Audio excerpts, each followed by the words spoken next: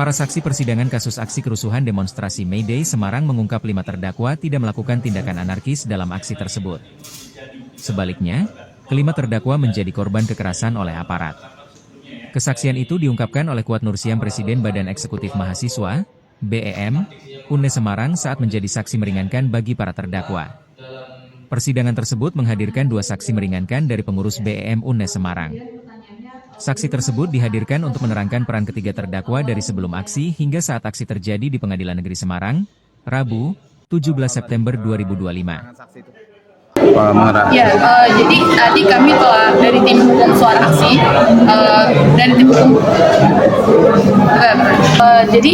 kami baru saja dari tim hukum Suara Aksi telah menghadirkan 2 saksi adicat dan juga tadi dimulai dengan keterangan terdakwa gitu.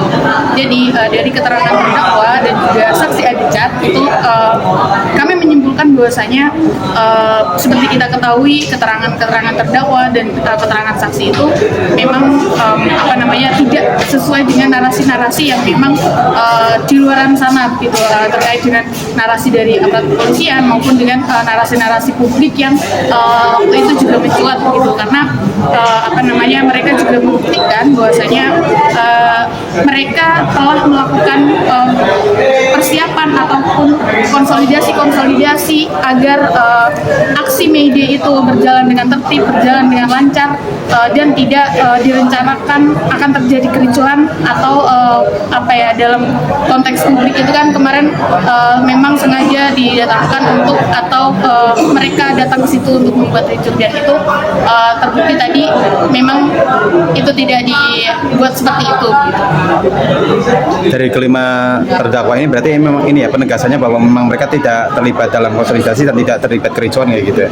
Betul, akan tetapi memang mereka mungkin terlibat konsolidasi, tapi mereka menegaskan bahwasanya konsolidasi itu tidak menjelaskan atau tidak membuat satu settingan di dalam aksi untuk ricuh ataupun chaos gitu.